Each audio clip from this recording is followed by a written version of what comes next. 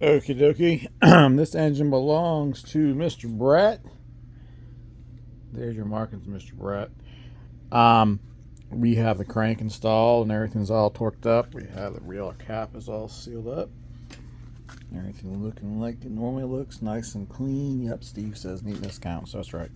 Okay, we are ready to check our thrust. Let's see, we'll turn the flash off.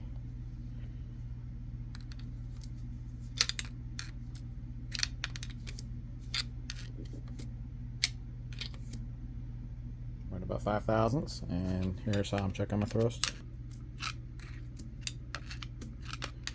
I got a nice thud. You don't get a thud, you want to check that. All right, and now we can take this guy off. And we can rotate it nice and free. See if we can feel the thrust. Yep, we can feel the thrust. There's a cam down in there. Cam's nice and free.